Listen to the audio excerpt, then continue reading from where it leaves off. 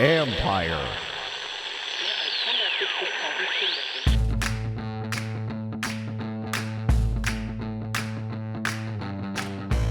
Hello and welcome to my podcast.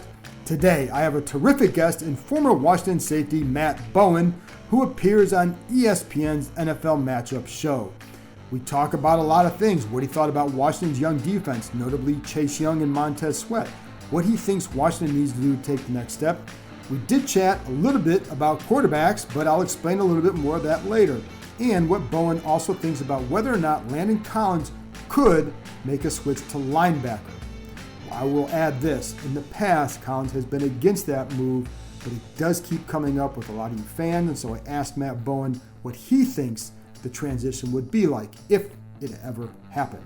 You can follow Matt on Twitter at MattBowen41 and watch him on the Matchup Show.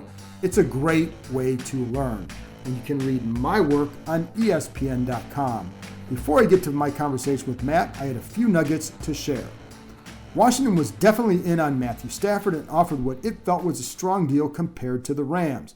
It would have given Detroit a better pick this spring, the 19th overall. My sense is that Los Angeles had to sweeten the deal more to get Detroit to take Jared Goff's contract. The Lions' new GM also just came from the Rams, so it was easy to complete the deal, and he, of course, knows what they're getting in Goff. I don't know if this takes him out of the quarterback race. I would not assume so. It's going to be hard for them to cut Goff for the next couple of years. I think what he does is he goes to a team where the GM knows him, knows what they have, and it gives them the ability, if they don't get their guy this draft or this, in the draft, that they can wait another year to get a guy because they do have a legit starting quarterback now. A very expensive one, though. As I was told by one person here, this deal for Detroit does give them future assets it can use to maneuver in the draft. And they did get 2 more picks. They got 2 first-round picks and a third plus Goff. And again, I think they got more because they took on that contract, which Los Angeles desperately wanted to unload. And of course, the 19th pick would have helped this year for Detroit as well.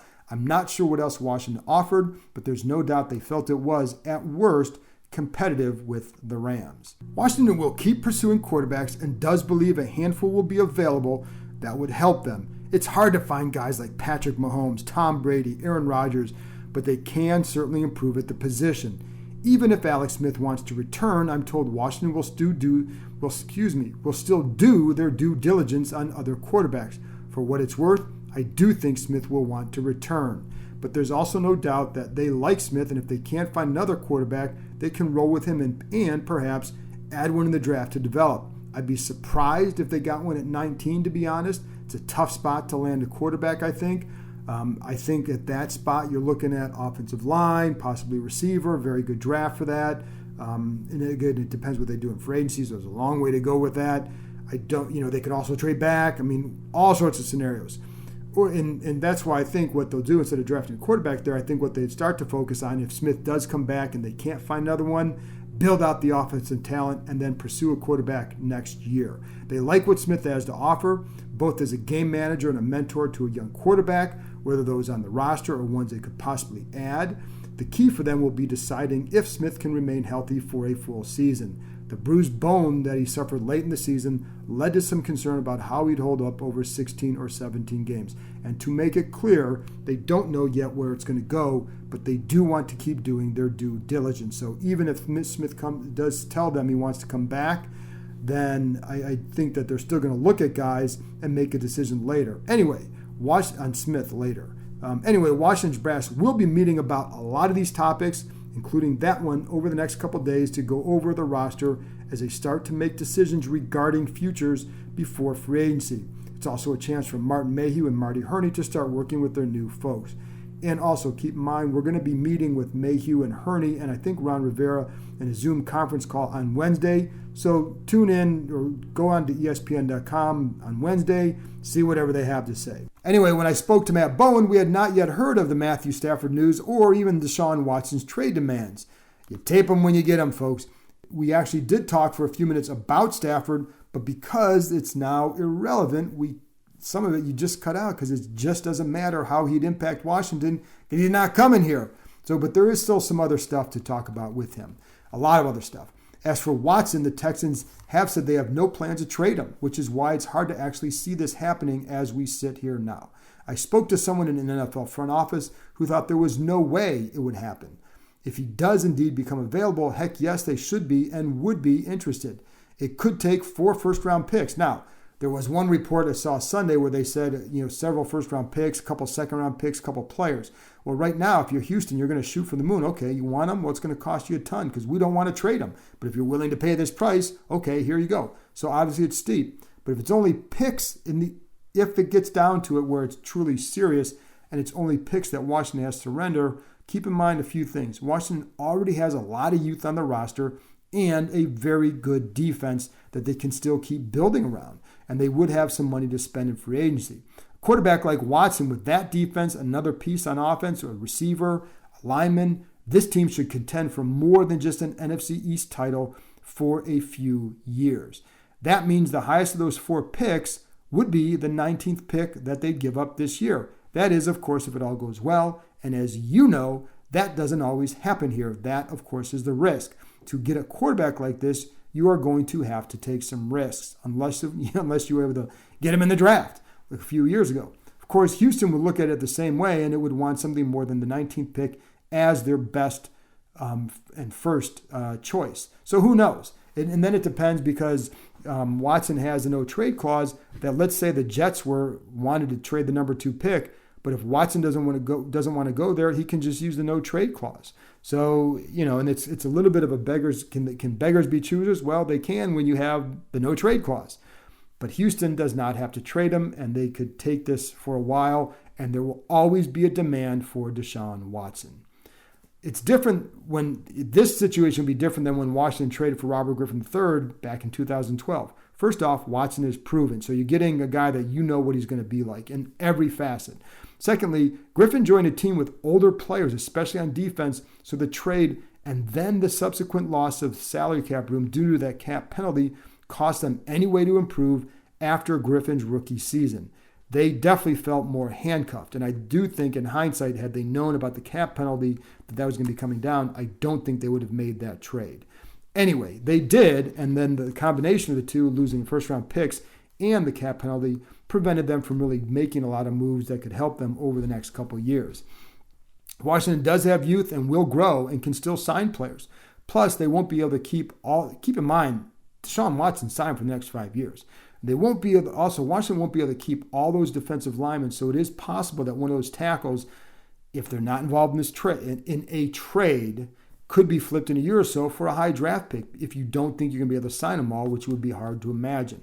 But I don't think we're yet at that point where Houston will definitely trade him. So Matt and I really didn't get into too much of that.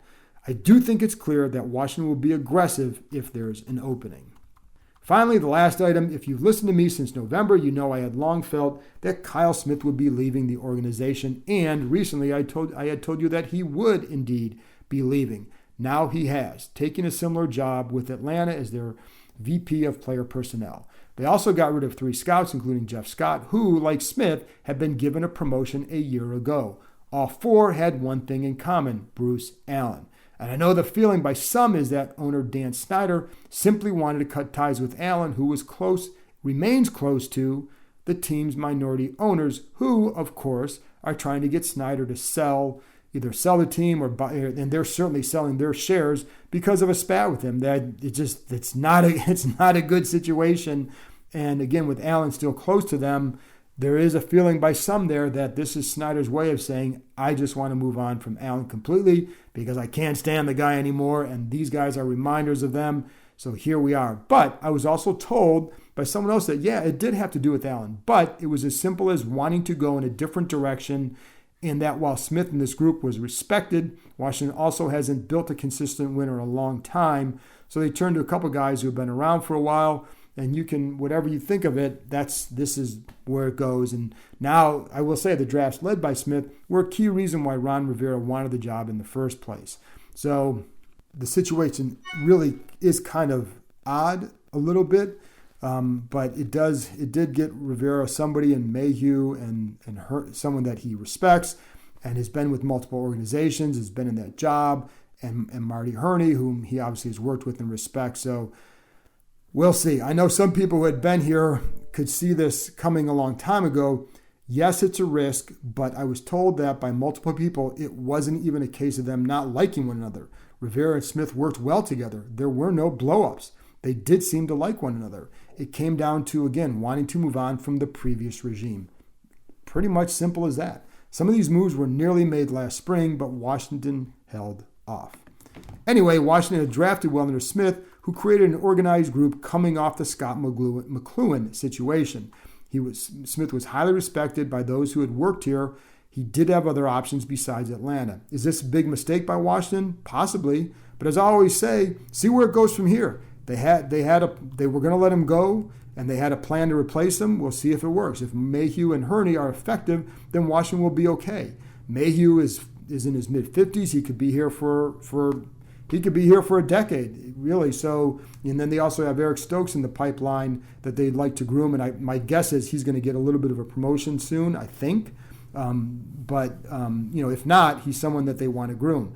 They did, however, and we don't know how long Hurney's going to want to do this. He's 65. It may only be a couple years, but that's where I could see someone like Stokes then, moving into that role eventually. What I do know is they did lose a good young executive, and a guy like Scott did a lot of different roles for the organization. He was an analytics guy. He was, there are a lot of different things he did. He was Eric Schaefer's former assistant. So, it's hard to lose guys like that. I do think they're going to replace them, but it is hard to lose guys like that. They still have Tim Gribble as a college scouting director or in personnel. Gribble's the college scouting director. Mayhew has been prepping for the draft, but he was doing so to find players in a different system. Still, his eyes have been on college players too. And Hurney loves going to college games. I do believe he was still doing that this season for Carolina before he was fired there. So this is not an ideal situation, but it's not an impossible one. And there's a lot of knowledge that still remains. Well, that's it from me. After this break, I'll be back with ESPN's Matt Bowen. What did he have to say about rookies Antonio Gibson and Cam Curl? Support for this podcast comes from Progressive. Saving money on your car insurance is easy with Progressive. It's an average savings of $796 for customers who switch and save. In fact, customers can qualify for an average of 6 discounts on their auto policy with Progressive, including discounts just for starting a quote online or owning multiple vehicles. Get your quote online at Progressive.com and see how much you could be saving. National average annual car insurance savings by new customers surveyed who saved with Progressive in 2019. Discounts vary and are not available in all states and situations. Welcome back. Now here's my conversation with ESPN's Matt Bowen. Well, Matt, before I get to the Washington stuff and maybe a little of the Super Bowl, you have a season coming up now for high school football, correct? We do. Obviously, we did not play in the state of Illinois in the fall for obvious reasons here, but we are going to get a spring season. Now it's going to be a little different. There's not going to be a state playoff, and that is obviously the ultimate goal when you're playing high school football, is to get to the state playoff and put together a run. But at this point, John, and given the landscape we're in right now, I just want the kids back in the field. And I think the kids need to be back in the field. And I'll be honest, I need to be back in the field, John. Yeah. Okay, I do. One of the reasons I got into coaching, and I've said this publicly before, is because I wasn't doing the best without football in my life. And it's different. People say, well, you're breaking down the game. I understand that. I'm writing about football, talking about football, analyzing the X's and O's. I get that. But I wanted to apply it somewhere, okay? And I needed to be in an environment with like-minded people who speak the same language as me. And for me, the only place you can get that is in a competitive environment on the field. So that's one of the reasons I got back into coaching, and I missed it this year. I did. I mean, it did affect me immensely. So it's huge for our kids to get back in the field. It's huge for myself and our coaching staff and our players' families just to have, some sense of normalcy and playing football again. And it's going to be a 6-game season. We're going to play our conference schedule. I'm excited for our seniors, and that's the number one thing. Yeah. I'm excited for our seniors. They get to put a helmet back on one more time, and play 6 Friday nights. Now it's going to be cold now. Spring in Illinois isn't really spring, okay? As anyone who's ever been to a Cubs game or a Sox game in April, it's not really spring. You're basically dressed like you're going to a Bears game. So it'll be cold, but hey, You can run inside zone in the cold. You can play cover 3 in the cold. So we'll be fine, man. It's just I can't wait to see the kids' faces when we get back on the field and just, start doing DB drills. Just be together again. And that's the most important thing. Yeah. And, it's funny because especially when you're in high school and for most of those kids, this is their last chance to get to play for a lot of kids. I just remember the most miserable year of my high school existence was when I missed my sophomore year of football because I had torn some cartilage and had surgery and I had to miss the whole year. I was miserable to be around. And I'm, so like, I can't imagine for somebody who, if you lose that year and then you think you're going to lose the entire year and you're healthy, we all know what's going on and it's awful, but it affects kids in so many ways. So I'm glad that you're going to get that chance and I hope it goes well. So anyway, turn into the NFL and the Washington football team. And I don't, how much you were able to watch them. And I'm just curious what you thought of the team in general, what you saw down the stretch from them. Well, I think they're one of the most well-coached teams in the NFL. That's the first thing. I think Ron Rivera and his staff did an excellent job, especially with, what they had at the quarterback position this year. And some of the adversity they went with injuries, with making changes, multiple players playing the position. Alex Smith coming, but the Alex Smith story is awesome. And I tell my boy, John, I have 4 boys. That was a big talking point this season with my boys is look at the courage he has. I mean, he's a warrior. Look at this guy to come back and play football at that level and to be productive at that level. The game that stands out to me, and I think the game that kind of swung the season for them in getting to the postseason was that Monday game against Pittsburgh. I think it was a Monday or Tuesday. You can't even remember at this point. But you talk about a team that battles. To me, that's coaching. That's coaching. That's character in the building. That's a type of identity you're building with your football team. Look, we know the NFC East this year wasn't the top division football. I don't care. You win your division, you get a ticket to the dance. And then when they went to the dance, I thought they were competitive against Tom Brady in Tampa. Did they win the football game? No, but they were competitive the whole time. Now, obviously, there's any team that goes into an offseason is going to evaluate their roster. And that's the nature of the NFL business. Where can we upgrade? Where can we create more competition? Where can we get better? And that's going to happen. But this team this year, especially the defensive front, one of my favorite defensive fronts in football. I think you put them up there with Pittsburgh, with the Los Angeles Rams, with Tampa right now, what you're seeing, what they're doing with their defensive front. They have players up there that are impact players. I love the development of Chase Young this year. And the reason I say that, if you watch his tape earlier in the year, John, there's still a lot of college elements to his tape. What do you expect? When Chase Young played in the Big Ten, one of the best conferences in America, he could win based on high-level traits, athleticism, speed off the ball. But when you get to the NFL, that works, but you got to have some counters. You saw him use speed to power. You saw him use those traits to dip and to bend on the edge. But you saw more active hands, more violence at the point of attack, which you need as a defensive player, especially a pass rusher in this league. And you saw that over the second half of the season. You said, okay, this looks like a top 5 draft pick. This is what it's supposed to look like. And I thought, again, that's, a credit to the player, but also, John, a credit to the coaching staff and their ability to develop Chase over the course of the season. I love Gibson. I love watching him. I think he's a dynamic player. And it keeps going back to the same thing, right, John? Development. Because when Gibson came out in the draft, that was a key term for him. How do you develop him? How do you get him going? What position does he play? Is he a slot guy? Is he a running back? Can he motion out of the formation and create matchups? Well, I think he can do all of that. And you saw that his pass game numbers dipped a little bit at the end of the year, but that's because you have McKissick too. But I think Gibson is a weapon. And what impressed me the most was his running traits and being able to run inside and outside zone, to find daylight, to bend the ball back, to bounce it to the edge, to run through contact, to show contact balance. And again, in the open field, he has dynamic traits to his game. So there are pieces there where I think you have to obviously improve. It's one, the quarterback position. What's the answer there? Because this team is very close. It's very close. Are there any other quarterbacks out there? Let's say, because there will be competition for Stafford. I mean, sure. Like the Colts are in a good spot. There are other teams in a spot where they're going to probably make a run at him. Are there any other quarterbacks you're out there and say, well, if they can't get him, if this guy's available, and realistic ones, if this guy's available, then you can go get him. And I don't know that Deshaun is really a realistic target at this point. But I would agree with that. I would agree. You don't know that for sure yet. Okay, so let's look at some of the free agents. Jameis Winston's a free agent. Correct. Jameis Winston is a free agent. Jameis has, some of the similar traits we're talking about: the movement ability, the ability to play off schedule, that high level second reaction ability, the arm talent to push down the field, a very aggressive thrower. Now, with an aggressive thrower, there comes situations where the ball gets turned over. We understand that. Andy Dalton will be a free agent. Andy Dalton's got movement traits to run boot, to run sprint, more quick intermediate thrower. Got enough arm to attack down the field, but not an arm like Stafford or Jameis Winston. Tyrod Taylor will be a free agent. Tyrod's got movement skills, so it's a great deep ball down the field. A veteran guy who understands the game, can process well from the pocket and outside of the pocket. And then you start looking at, okay, if we're not going to go the veteran free agent market, do we make a deal? Is Sam Darnold going to be available? Maybe. Sam Darnold has first-round traits.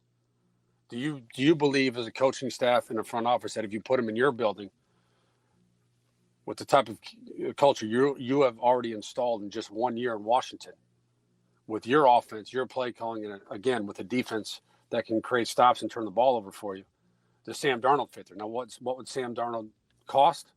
I would think he'd probably be a 2, and then probably a 5 next year. That's what I think. So, I mean, those are some options.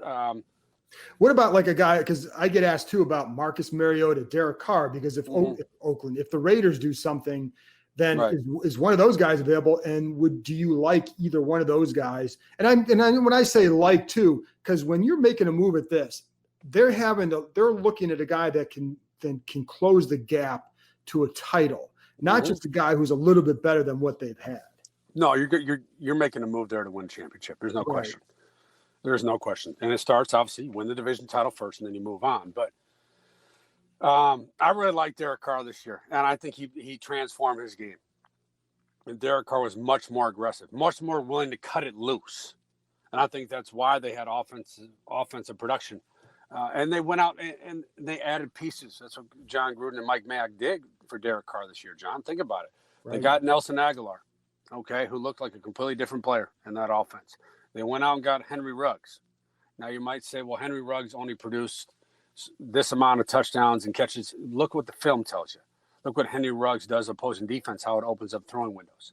Derek Carr's got really good movement traits, high-end arm talent. I think he battles. I think he is tough.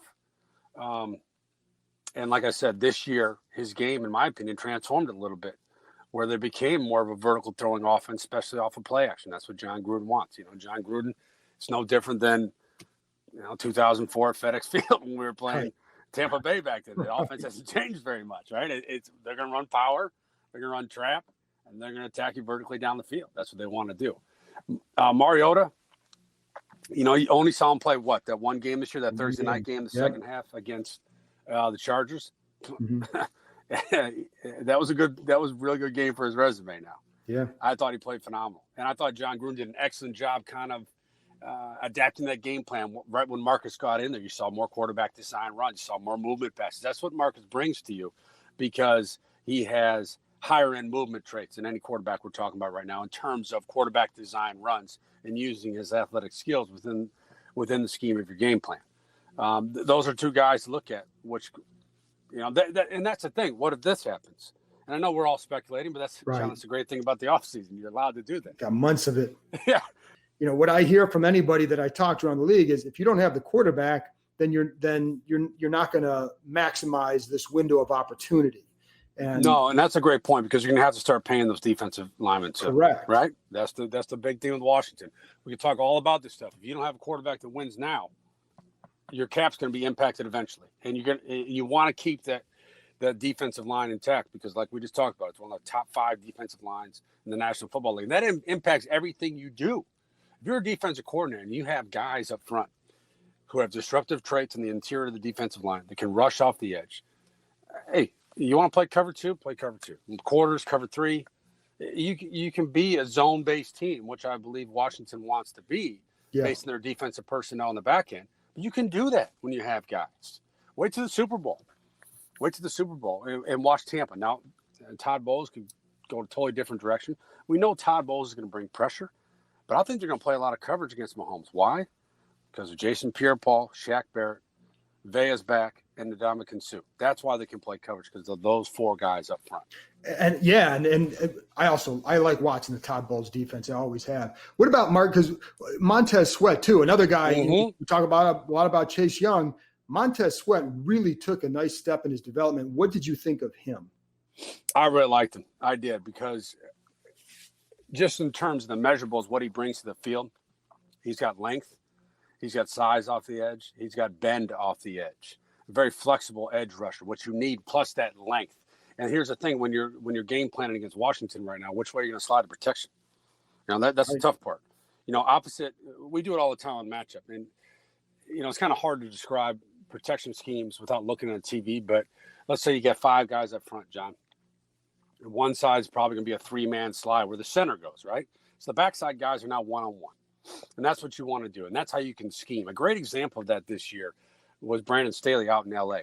and how they moved their fronts, tilted fronts, odd man fronts, overload fronts. The reason they did that was to get one-on-one. So that's what you're trying to do.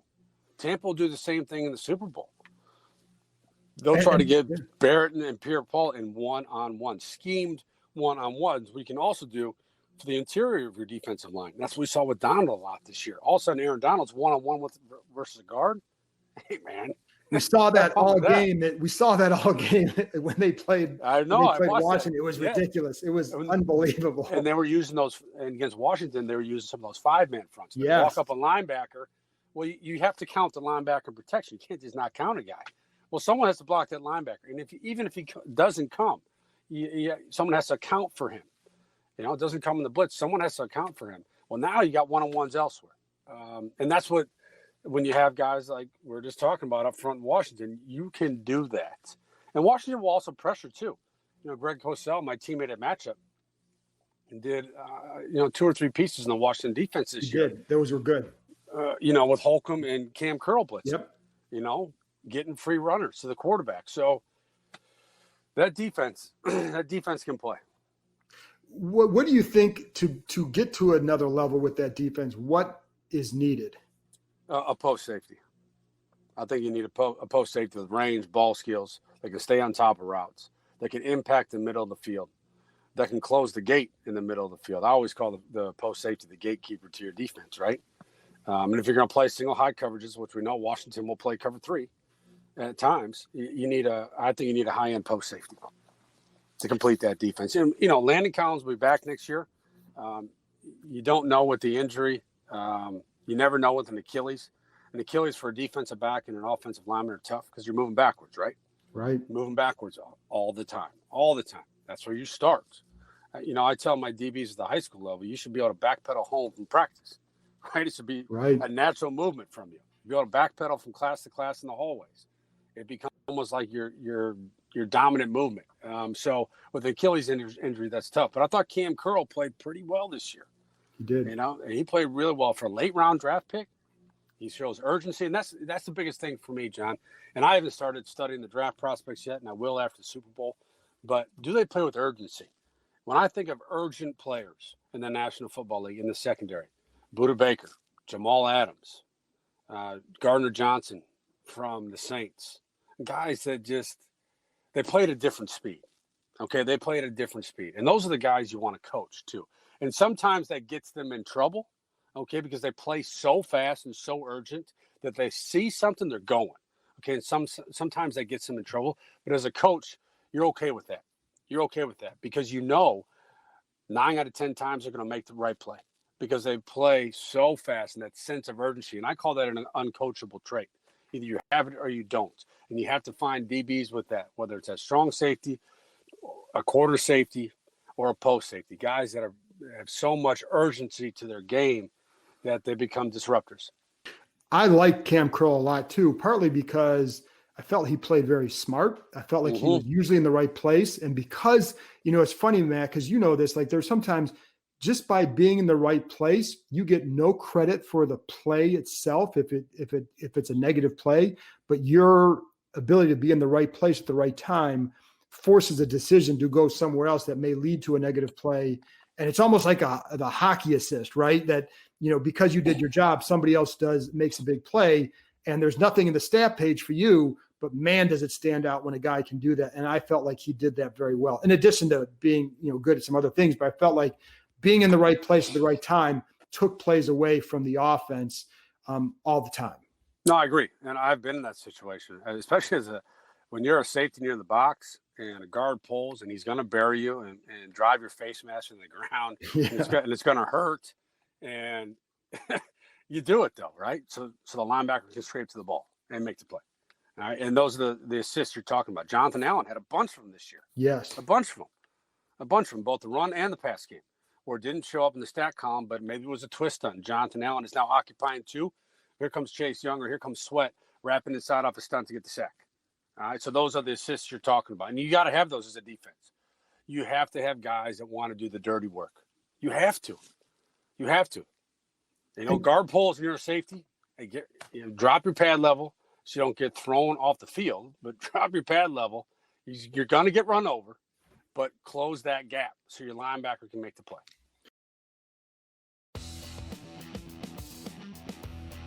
With Landon Collins, because again, he will come back. Now, you're right. We don't know what form he's going to come back in because of the Achilles. And Cam Curl did play well there, and they view both of them as strong safeties, the big nickel. And then in Collins' case, they do feel the traits could translate to linebacker. That doesn't mean they're going to move him. But I know that his traits, they feel like his traits are strong safety, big nickel, or or an outside linebacker. How hard, again, for people listening, I'm not saying they're moving them. I'm just telling you that they feel like the traits translate.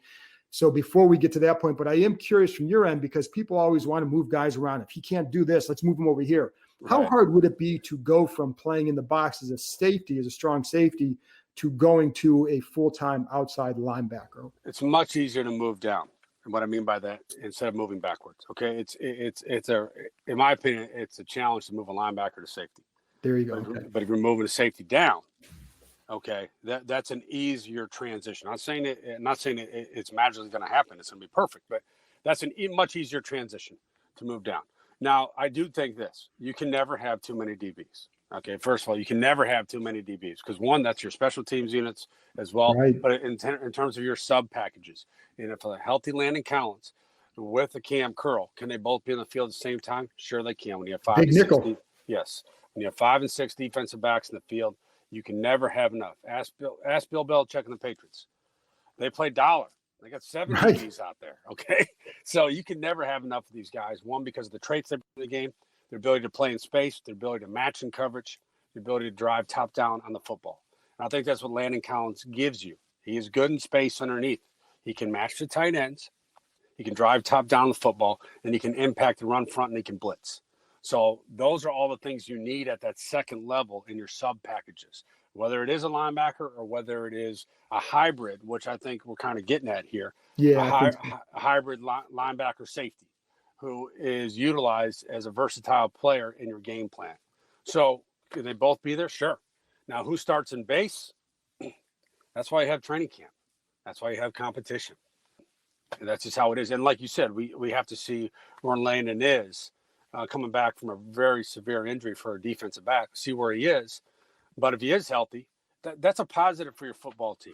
Absolutely. I mean, that's what you want. You want competition.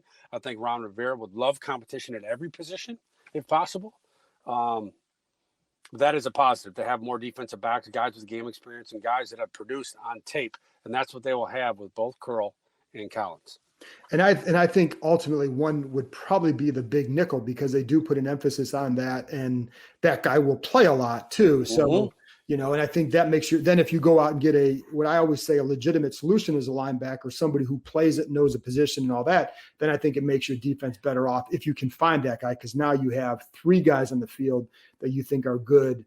And that big nickel is a key thing for them. So how did you view Alex Smith? And, because like when I look at him, great story, underestimated him the entire way, came back, did well, but I'm not sure going forward, for this team, if they can really survive with him at quarterback to get to where they want to go, unless you're taking a guy in the first round. But that's a crapshoot now, because picking 19th, you have no clue who's going to be there. Right. And I think at 19, you're not going to get a starter. I just think, the way John, we both know how the draft works. Right. If you have a quarterback on a big board right now that's ranked 15, he's going to go in the top 10. It's the quarterback position. They all go higher than we anticipate, and teams move up to get them as well. So I agree. Drafting at 19 and the team right behind them, Chicago Bears drafting at 20, they need a quarterback too. They're both in the same boat, so to say, and talking about what they're going to do at the quarterback position. Alex Smith, I think Alex Smith is what you saw from this year is some of his traits from a veteran quarterback that you anticipate, that you expect, that you welcome. One is ability to manage the pocket. In terms of the great quarterbacks we watch right now, you're going to watch one next Sunday in Tom Brady. Their ability to manage the pocket, be able to move, keep plays alive, be able to reset their throwing window once they slide or step up. Processing ability is off the charts. Off the charts. When you watch Alex Smith play, his ability to put the ball where it needs to go, his ability to get from 1 to 2 with speed and work backside to 3 to 4 if he has to. What you didn't see, John, was a vertical element to the pass game. Right. And I think that limited them. And that's the number one thing we're talking about while we discussed Stafford earlier in this discussion is with Alex, you just didn't have that vertical element down the field. And that what that creates is you have to put longer drives together. You have to be not perfect, but you have to be very high level in terms of your offensive execution to work the football down the field. And you need guys to make plays after the catch. Now, you can do that. We saw that consistently with Alex Smith this year when they can get guys loose in space and they can create explosive plays that way. But having a vertical element to your offense, just think about it from a defensive perspective. I've said this all year on matchup when we break down the Buffalo Bills, that Josh Allen can stretch you vertically whenever he wants to. Whenever he wants to. That was a big part of their offense here. Brian Dable and Stephon Diggs, when John Brown was up, Gabe Davis, they could stretch you whenever they wanted to. So as a defensive back, that is always in your mind. I said, I was talking with someone before, and they're not the same in terms of their movement traits, but that reminded me during my time of playing against Drew Bledsoe in terms of the arm talent, the vertical stretch ability, that if you played cover 2 at 15 against Bledsoe, no, you can't do that, John. You had to get to 18. All right, you had to get to 18 to give yourself a chance. And I think that's what Washington needs, is to be able to stretch people. Not what I'm talking about here, John. I'm not talking about throwing 50 deep balls a game. I'm talking about stretching teams vertically down the field to also open up those intermediate throwing windows. Sure. And you saw that a lot from Buffalo this year. I call it a dagger concept. It's a clear out from number 2. You put speed at number 2, get the safety out of there, and you take number 1 on a deep in break. Well, there's your window, right? There's your window. And then that's how you attack vertically, that 15 to 18 yard window in the middle of the field. And I think that's one area where they have to improve in terms of attack vertically, but also scheme vertically down the field and threaten vertically to get those defensive backs moving backwards. Just a couple more questions. I appreciate your time as always. How much more dangerous would that make Terry McLaurin to have a quarterback can do that? Not so much because he does have speed, but you talk about those dagger concepts too. I mean, he's really good at getting over the middle as well. So how much more dangerous could it make a guy like McLaurin to have that sort of a passing game? I think it would bring more upside to his game. You'd see more of his traits. You would. And he'd be more of an explosive play weapon for you in the offense. And when I talk about explosive plays, John, the way I look at that is over 20 yards. An explosive play run is 15 or more. Explosive play pass is 20 or more. So, again, we're not talking about 70-yard throws down the field. We're talking about getting chunk plays. And a chunk play in the NFL is 20 to 25 yards. That's 2 first downs. And I've said this before. It's hard to get first downs. That's why you play. You have to get first downs to extend drives to score points. You get 25 yards in a pass play, you just picked up 2 first downs. Okay, it's a good thing to have. And also what you're doing then is, again, you're going to have to add more elements at the wide receiver position. But if you have a quarterback with that vertical stretch ability and that arm talent, now you're pushing teams down the field vertically. You're opening up those, I call them those second level windows, where now you just start working the ball in the middle of the field and moving. I got 2 more then. Did you like the offensive concepts with Scott Turner this year? And sometimes it can be hard to judge because a lot of it depends on who is a quarterback, what you feel they can run. But I am curious in general what you saw from the offense and Scott Turner in general. I did like the offensive concepts. There's no question about it. I thought they were high-level route concepts. I thought they occupied defenders, created space underneath. But that's what they wanted to do because of what Alex brought to the field. That's what they wanted to do. So what would adapt now? I think you take the same offense if you have a quarterback with more arm talent, and then you build out that route tree to make more vertical concepts down the field where you can attack more. Because right now you look at the vertical concepts, a lot of them were fade balls outside. Nothing wrong with throwing fade balls. There's nothing wrong with that. But can you get vertical concepts where now you're scheming deep windows in cover 3, attacking the outside third, or where you're occupying a corner in quarters and going to work on a safety and throwing a deep post or a skinny post? Those are the things you want to add more to your offense. And then the last question I have, because we do have the Super Bowl coming up. So, and to me, this is a great matchup because there's so many things like what Tampa does well is applying that pressure. What Mahomes does well is beating pressure. Mm-hmm. What intrigues you most about this matchup? Well, I think it's up front. Okay. And the reason I say that is Kansas City has a depleted offensive line. They've had a lot of injuries. Now they're going to go into this game with 2 backup tackles, basically, because Fisher's out now, too. They lost Schwartz earlier in the season. So you're going with your number 2s at the tackles.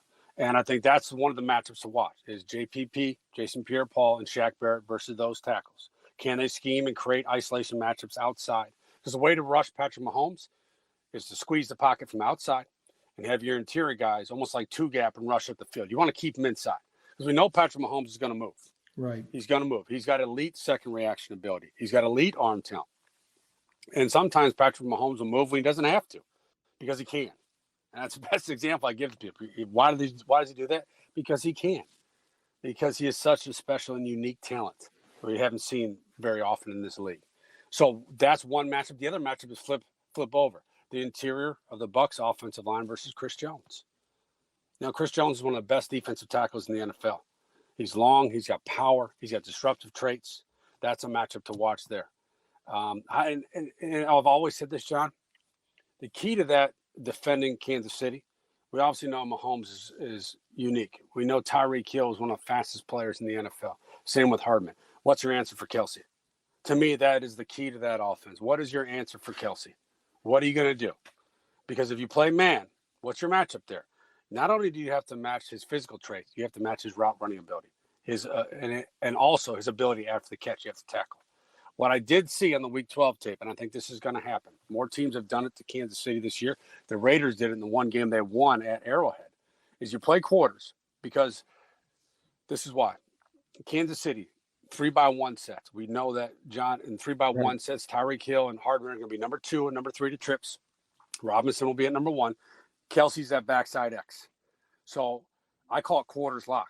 And you play quarters. Why? Because you lock the backside X receiver. That means you are man technique within a zone against that backside X who happens to be Travis Kelce. That allows your safety to press front side.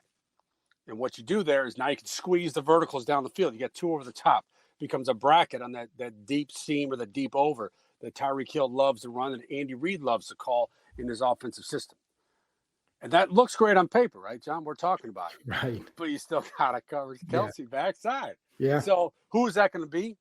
I think it'll be Carlton Davis, their corner. Carlton Davis is 6'1", 6'2" corner, press skills, physical at the point of attack. He's got to win on the release. He's got to limit that separation ability of Kelsey. Because that backside, they're going to run fades, they're going to run comebacks, they're going to run in breakers, they're going to run curls. You have to take those away. That's one key to that football game. I'm looking at the other is slot pressure. We don't talk about the KC defense and Steve Spagnuolo enough. We don't. That's a good defense. Yeah. We obviously know. We mentioned Chris Jones, Frank Clark off the edge, Breland, who you know, Breland is a physical press corner. Snead, the rookie, has, really turned it on. Juan Thornhill, who had an ACL last year, looks like he's got juice back right now. He's playing with juice, downhill on the ball, making plays, a lot of on-the-ball production. We obviously know about Tyrann Mathieu, who, again, back to our earlier discussion, has uncoachable traits. One of the best playmakers I've seen in the last 10 years in the National Football League. But what they do with their pressure. Now, Spags will heat you up with zero pressure. That means, look, we're sending everybody. We're coming after you. And you will see that at times versus Brady. I think they had 5 snaps of 0 man back in that Week 12 game.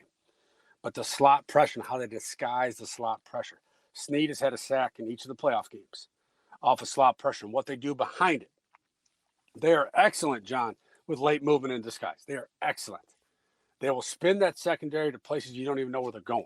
And all of a sudden, Tyrann Mathieu drops in the middle of the field as a robber. And they'll also play what I call quarters match. And they will send 5.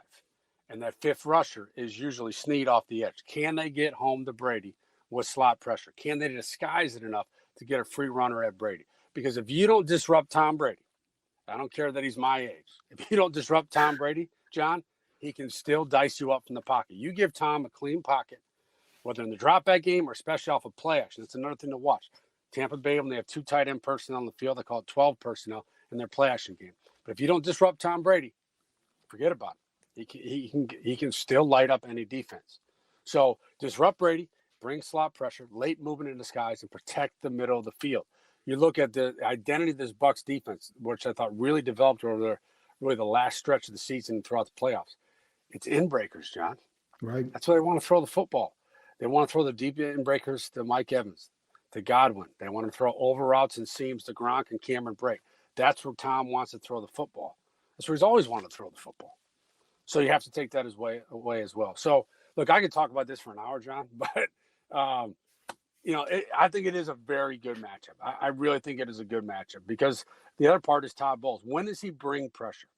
Now, I would not send 5 and 6 at Mahomes. I just wouldn't. And that's just me.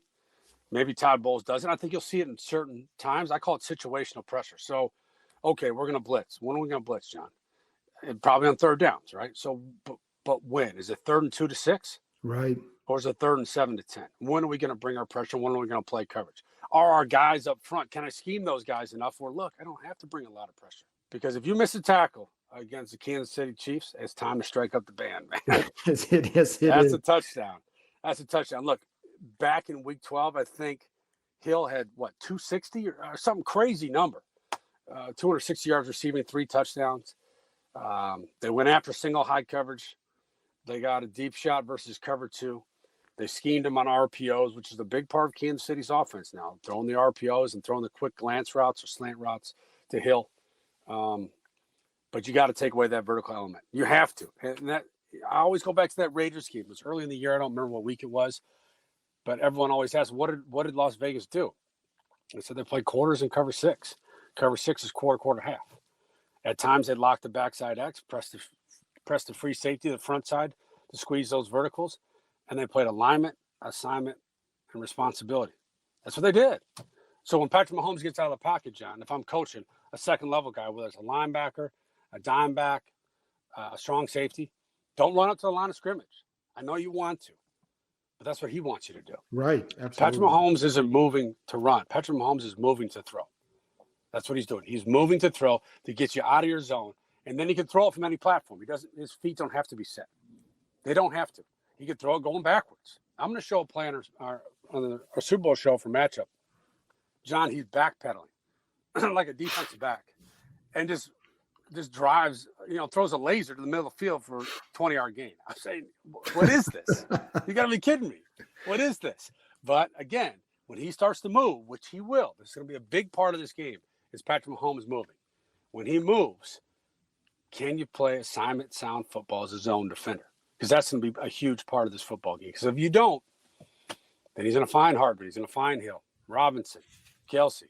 I mean, just keep naming names, right? Because they are so loaded offensively. And the thing about Kansas City is they're almost like an NBA team.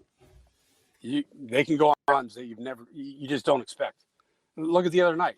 Buffalo's up 9-0. Go back to the divisional game against Houston last year. What is it, 21, 24-0? And then they just go on these runs. It's like watching the fourth quarter of an NBA game. It's unbelievable. We'll just rip off 3 touchdown drives in a row. And guess what? Those touchdown drives don't take a long time with them either. No, they do not. So, I'm going to pick Kansas City. For ESPN, we're going to make our picks. I'm going to pick Kansas City. And obviously, Patrick Mahomes is a big part of that. But really the reason I'm picking them is because of Spags' defense. And because their ability to heat up Brady.